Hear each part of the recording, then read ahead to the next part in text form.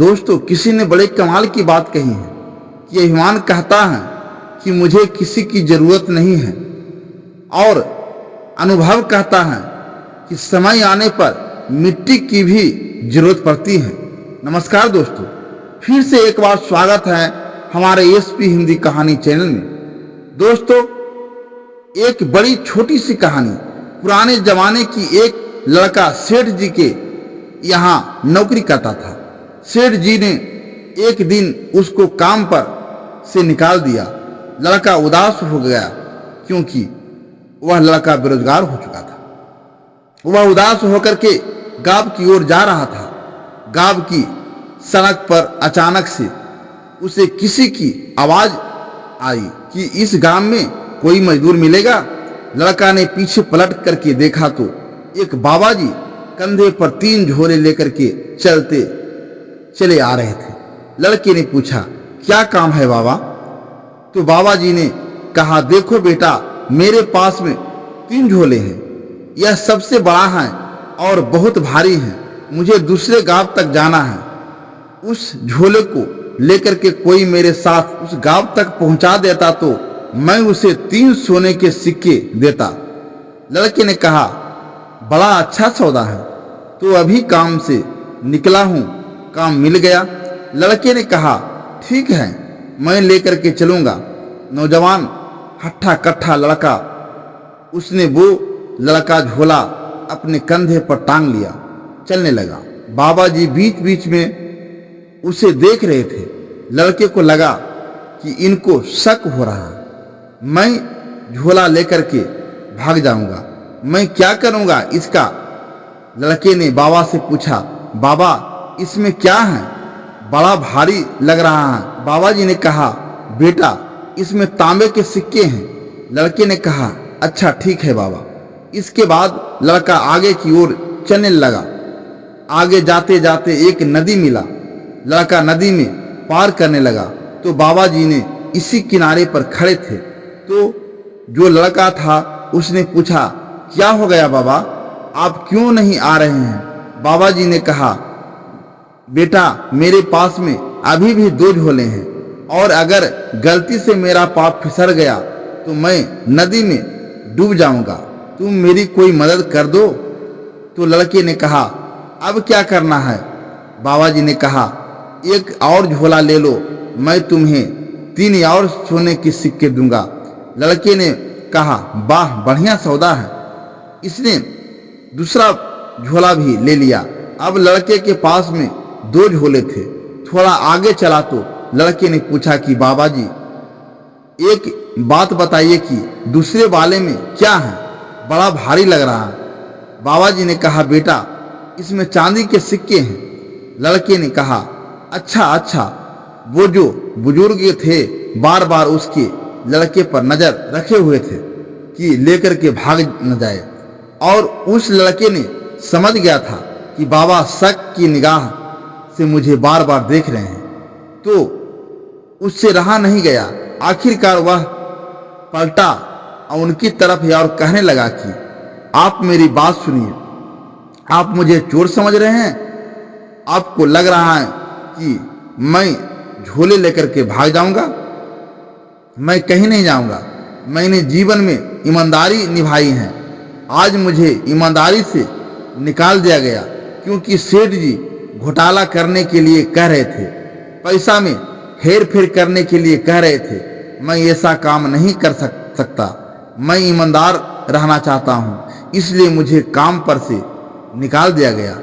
मैं तो अभी अभी ईमानदारी के चक्कर में नौकरी खो करके आ रहा हूँ। आपको क्या लगता है मैं आपके झोले लेकर के भाग जाऊंगा? वो बुजुर्ग हंसने लगे कि नहीं, ऐसी बात नहीं है, चलते रहो। आखिरकार वह जगह आ गई जहां से वह गांव बहुत पास था। एक पहाड़ था, उसको पार करना था। पहाड़ की उस तरफ तलहटी में वो गांव था। उस लड़के से बाबा जी ने कहा, देखो बेटा, एक झोला बचा है मेरे कंधे पर, लेकिन मुझे नहीं लगता कि मैं इसका वजन भी उठा करके पहाड़ पर चढ़ पाऊंगा।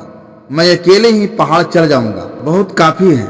क्या तुम यह एक और झोला ले लोगे? मैं तुम्हें 3 और सोने की सिक्के दूंगा। लड़के ने कहा, लाइए मैं उठा लेता हूँ। लड़का तीनों झोले लेकर के धीरे धीरे पहाड़ चढ़ने लगा अपनी स्पीड से, और बाबा जी उससे भी स्लो स्पीड में धीरे धीरे आगे बढ़ रहे थे और कह रहे थे कि तुम चलो चलो ऊपर पहुंच जाओ और वहां बैठ करके मेरा इंतजार कर लेना, मैं आ ही रहा हूं, अपनी स्पीड से चलो। लड़के ने कहा, ठीक है।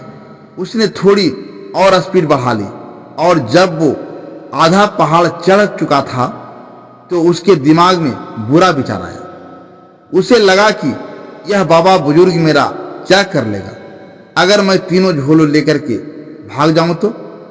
इसमें से एक में है तांबे के सिक्के, दूसरे में है चांदी, और तीसरे में बताया नहीं लेकिन सोने के ही होंगे, क्योंकि छोटी सी पोटली है। तो अगर मैं तीनों झोले उनको लेकर के भाग जाऊं तो क्या कर लेंगे, मुझे पकड़ भी नहीं पाएंगे, इनको पता भी नहीं चलेगा कहाँ चला गया। यह विचार लगातार चलने लगा, बुरा विचार, और लड़के से रहा नहीं गया। वो दौड़ने लगा और दौड़ते दौड़ते इतना दौड़ा कि सीधा जाकर के अपने घर पर रुका। तीनों झोले जाकर के उसने रखे और उसको उम्मीद थी कि जो सबसे छोटा झोला है उसमें तो सोना ही निकलेंगे। उसे लड़के ने सबसे पहले बड़ा वाला झोला खोला तो उस झोला में पत्थर ही पत्थर भरे हुए थे। दूसरा वाला खोला, उसमें पत्थर ही पत्थर थे, और तीसरे वाले झोले में भी पत्थर थे। लड़के का दिमाग खराब हो गया कि बाबा क्यों झूठ बोल रहा था, क्या नाटक कर रहा था, अपनी कहानी बना रहा था। सबसे छोटा जो झोला था उसमें जब पत्थर हटाया तो एक पर्ची मिली, कागज मिला, जिस पर लिखा था कि बेटा, मैं इस राज्य का राजा हूं। मैं अपने लिए राजकुमार को तलाश कर रहा था। मेरे कोई संतान नहीं है। मैं राज्य का अगला राजा ढूंढ रहा हूं जिसे मैं अपना उत्तराधिकारी घोषित कर सकूं, और ईमानदार व्यक्ति ढूंढ रहा हूं। अगर तुमने आज यह तीनों झोले नहीं चुराए होते तो शायद आप ही तुम इस राज्य के राजा बन जाते, लेकिन तुमने मुझे धोखा दे दिया। लड़का फूट फूट कर रोने लगा कि पूरे जीवन ईमानदारी करी और थोड़ा सा गलत विचार के कारण सब बिगड़ गया। हम में से बहुत सारे लोग जीवन भर अच्छी क्वालिटी के साथ आगे चलते हैं, अच्छे कदम रखते हुए चलते हैं, लेकिन एक कदम एक बार अगर आपने बुराई की, उस जाल में अगर आप फंस गए तो बाहर नहीं निकल पाएंगे। सब बना बनाया खेल बिगड़ जाएगा। कई बार बुराई आप पर अटैक करती है।